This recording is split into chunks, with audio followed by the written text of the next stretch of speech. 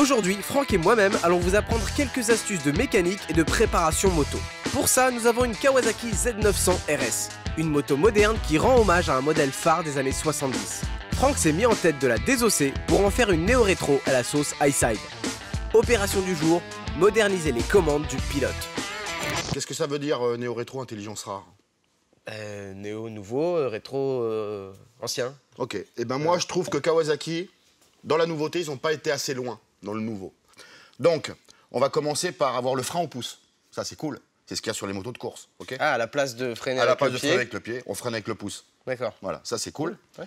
Pouvoir passer ses rapports avec des boutons. Monter tes rapports à la main et plus avec le pied. On monte nos rapports à la main, on freine à la main, on accélère avec les mains. T'as plus besoin de tes pieds. T'as plus besoin de tes pieds. Ok, alors on commence par quoi? On va commencer par le frein au pouce. Je pense que c'est cool le frein au pouce en fait.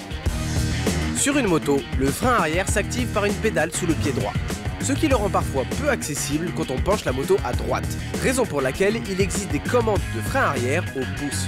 Ce modèle coûte environ 500 € et s'installe sous le levier d'embrayage.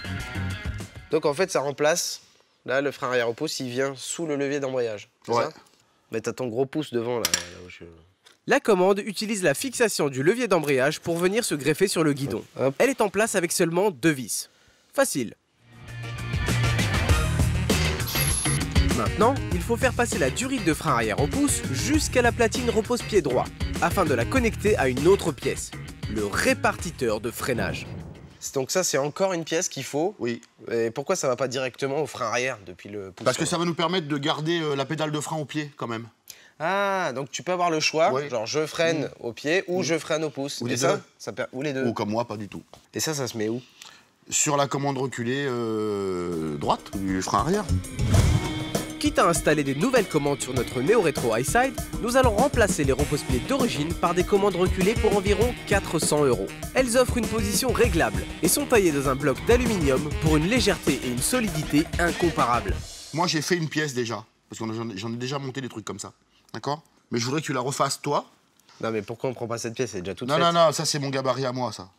Ah, c'est juste pour que je le fasse en fait. C'est juste pour que je puisse me marrer un peu, je puisse me moquer. Voilà. Et puis c'est un beau dessin. Hein. Voilà. Et dis-toi dis-toi que tout ce qu'il y a là, au-dessus de ce truc, ça sert à rien. Ah ok. Donc faut que tu enlèves tout ça. Faut que j'enlève toute cette Ouais, matière. ouais. Et comment? Bah tu vas me faire ça avec la petite fraiseuse d'établi là, ça ira bien. On commence par enlever le plus gros avec une scie à métaux. L'aluminium étant un métal tendre, ça va relativement vite. Un peu de gras pour que ça t'aide. Quoi? Nader.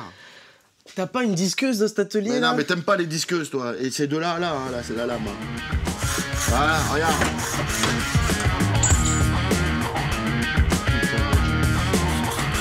Une fois le plus gros enlevé, on passe à la fraiseuse. On va mettre la pièce sur le porte-outil, là. En fait, ça, c'est ce qui tient l'outil. Ah, hein. tube. Ouais. Excuse-moi, il y a de la poussière. Ouais, la poussière. Tu t'en sers pas souvent. T'es allergique à tout, en fait, toi. Surtout au con. Tu vas pouvoir te déplacer dans un sens, dans l'autre. Ah ouais. Profondeur, génial. voilà. Putain, une petite manivelle de Ok. partout, regarde. Bon. Cet outil dispose d'un forêt, appelé ici une fraise. Il travaille de manière verticale et permet de finir les contours de la pièce avec une plus grande précision. Il ne reste plus que l'aspect final de la pièce à peaufiner. Là, c'est bien. Ah bah là, ça brille. Hein. Si tu as fait les choses comme il faut, ce dont je ne doute pas, ça devrait se monter comme ça. Et pile poil. Voyons maintenant à quoi va ressembler la pièce montée sur la platine avant de l'installer sur le cadre. C'est magique. Regarde. Mais c'est pas dégueulasse, hein? C'est beau ça. Il n'y a plus qu'à raccorder les durites. C'est ça. Pour raccorder les durites de frein, il faut impérativement trouver le passage le moins encombré possible.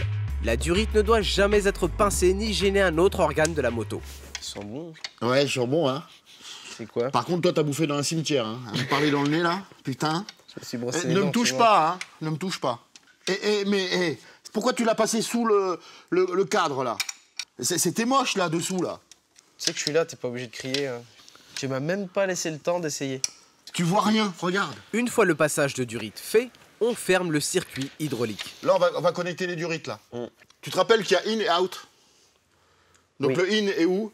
Le out est où? Le in, c'est le mètre cylindre de frein au pouce, la durite, hop, au in, et out, Ouais.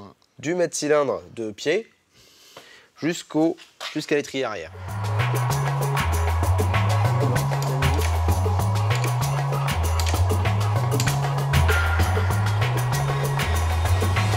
Attention, les vis, aussi appelées banjo, ne doivent jamais être serrées excessivement. Bon, qu'est-ce qu'on fait maintenant? Et ben là, on va remplir avec du liquide de frein le poussoir, le mètre-cylindre et l'étrier. On va faire notre purge, quoi, tout bêtement. Il est temps de remplir notre circuit de frein arrière. Pour ça, on ouvre le bocal, on dévisse la vis de purge la plus proche du bocal et on la connecte à un purgeur, dont le rôle est d'aspirer l'air contenu dans notre circuit. Pourquoi il fuit? Je peux pas répondre à cette question. C'est pas à moi. Puis on ajoute le liquide de frein dans le bocal. Pendant que le niveau de liquide descend, on ferme la vis de purge. Puis on actionne le frein jusqu'à ce qu'il devienne dur. Où va fond, Bader? Où va fond? C'est à fond. Allez, La confiance règne. Hein. Ah ouais. On répète l'opération en suivant les vis de purge qui se situent le long du circuit de freinage, jusqu'à atteindre la plus éloignée du bocal. C'est ton ventre? Non. Ah, ça freine, là, Bader, là. Ouais, Bon. c'est bon. Donc maintenant, c'est purgé, l'arrière est purgé, d'accord? D'accord. La priorité, elle est quand même au frein à pied, tout le temps. C'est-à-dire que si tu as le pied sur le frein pour freiner de l'arrière, tu peux appuyer là-haut, ça sert à rien. Hein. La priorité, elle est au pied, toujours. Ok, c'est une espèce de répartiteur de freinage. De pied, Pouce-pied. répartiteur de pied. Maintenant, on va passer au power shift, pour pouvoir passer nos vitesses, monter et descendre via les boutons. Ok. Ok? Tu veux casser la boîte? Non, je vérifie que ça marche. Oui, oh bah, y a rien qui marche là, tu veux vérifier quoi là? Alors, donc ça c'est un power shift. Ça c'est un petit moteur rotatif, ok? Ça va nous permettre de passer les rapports via les deux poussoirs là. D'accord. Ça c'est vraiment cool. Ça va très vite et en même temps ça fait shifter. Ah, je viens de comprendre. Eh Ce ben, machin ouais, va pousser sur le sélecteur. c'est ça. Mécaniquement, à à la ma place. de ton pied, oui. D'accord, Ouais. mais je peux quand même utiliser mon pied si Ah je veux. pareil, oui, Ok. bien sûr. Donc on va installer le petit boîtier qui gère le moteur rotatif, d'accord? J'ai pris la liberté de faire une pièce parce qu'on a galéré avec la pièce du mètre cylindre. Elle t'a pas plu, ma Bah, pièce. si, elle est très belle. Et t'as préféré Mais faire la tienne. Voilà, je veux pas te froisser. Tac. On installe le petit power shift avec la pièce que j'ai faite. On installe ça sur la sélection, les boutons et après démonstration. Est-ce que je dois d'abord mettre le plus ou le moins? Il n'y a pas d'importance. 12 volts, et qui se passe quoi? Même pas tu restes collé. T'as déjà essayé? Ah oui? T'es jamais resté collé? Non. Enfin, Ce bijou de technologie semble venir tout droit du futur, et son tarif s'en ressent, 1300 €. Avant d'installer le petit moteur électrique, il faut le brancher sur le faisceau de la moto.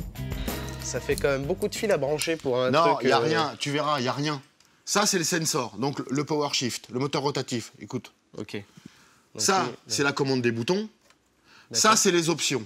Donc pour l'instant, tu n'as rien à brancher. c'est D'accord? quoi les options? Bah, c'est des options, d'où le nom option. Tu choisis après, suivant ton budget. Voilà.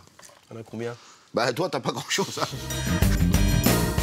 Il faut maintenant fixer notre power shift non loin du mécanisme de sélection et l'aligner avec ce dernier. Donc ça, cette petite biellette, elle vient se Là, fixer sur le support de Bah, de sélecteur la sélection d'origine. qui vient sur la boîte. L'axe Qui de- change la vitesse. L'axe de sélection. C'est génial.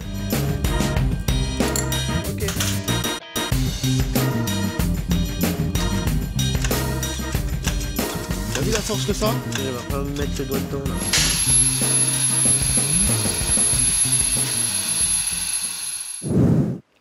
T'es content de toi? Tu la vois plus, mon idée, maintenant, là? Je vois que t'as mis des commandes à la main là. Bientôt tu passes l'accélérateur au pied, c'est une bagnole quoi.